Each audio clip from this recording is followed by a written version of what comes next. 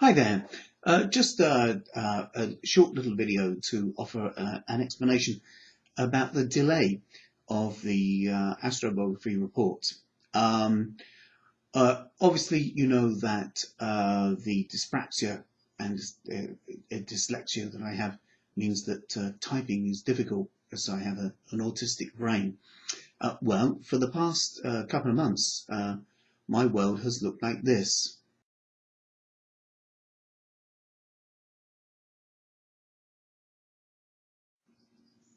Indeed, yes. Back in August 2014, last year, a plumber was fixing a blocked hand basin upstairs and put hydrochloric acid into the pipes.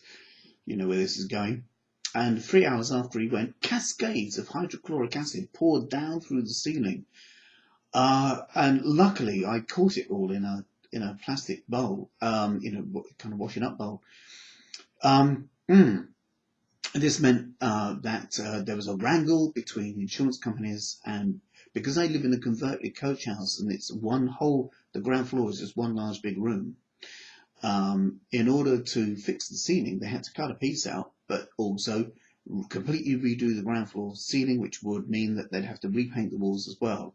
So I've been waiting and waiting and waiting and waiting for them to get round to let me know when I'd literally have to pack up as if I was moving out and clear the entire ground floor of where I live. And that means that everything downstairs had to go upstairs and get crammed into small rooms. So I was, and I was told in April, oh, by the way, this is going to happen next week. Right, okay. Thank you for the advanced warning. So I had just a few days to organise a friend to come around to help me start to get things up. Now, it took 4 hours just for us to take the books upstairs. There's a lot of books. And of course, that was hurting my hands and things as well.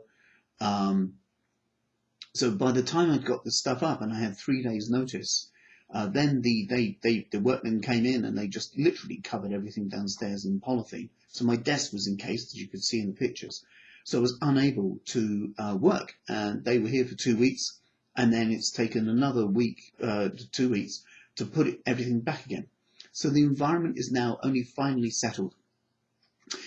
So I can recommence. The first three, now I want to also explain exactly what these things are. What I'm writing is not a biography of your life to your chart. Right? What I'm writing are archetypal dynamics. So that you've chosen a particular time frame. That particular time frame in astrobiography theory is denoted by a planet. The condition of that planet describes the archetypal principles during that period of time. By the condition of the planet, that means the sign that it is in, and in your personal birth chart, the house that it is in. Now, there's a lot of other information as well. The angular relationships to that planet from other planets and parts of the chart, and also the houses that are touched by the signs that that planet is associated with, would all come into account. The purpose of this exercise is just to find out, from your opinion, if somebody writing a basic principle report of just the sign and the house of the planet that represents the time frame that you've elected, to what extent does that describe exactly what you experienced? Now, this means that some of you would have chosen planets that represent the first 3 years of life. Some of you would have chosen planets that represent your teenage years, your 20s, your 30s, your 40s, right? Which means that the text has to be able to fit with the context of whatever time frame you've chosen and whatever your context in life is as well. Whether you're single, whether you're married, whether you're a child, whether you're a baby, whether you're at school, whether you're at work, whether you're adventuring, whether you're kind of diminishing, expanding, growing, laughing, loving, loathing, whatever. And you can imagine that that requires a little bit of kind of neural dexterity and clarity of thought. And I haven't been able to have that environmental space for about 5 weeks. So hence there being a very prolonged delay. So the first three have been done, but I need to, by the time I've done the next three, then I'll be able to start sending some out. So my intention is to get back onto the case of doing this after this weekend.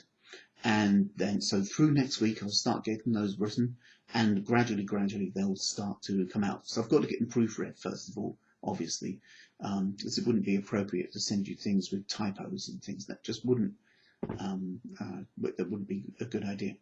So once I've, and then a friend is then going to do the corrections for me, and then I can turn them into documents and start sending them. So it is on my mind, honestly, it really is on my mind, and it is being done. But thank you so much indeed for your patience and for your willingness to allow me to just describe it all in verbal form, because it's a lot easier and quicker than me typing. All right, so thank you so much indeed, and it will be with you, honestly, it is, because I'm looking forward to finding out what your reaction is to this. You know, is it actually possible for a complete stranger to describe the tenet or the core principles of things that you experienced in your life in a period of time without any discussion with you prior to them writing it? It's just an interesting idea. All right, thank you so much. I'll better get back to getting things sorted so then I can return to writing for you. Okay, take care. Thank you. Bye.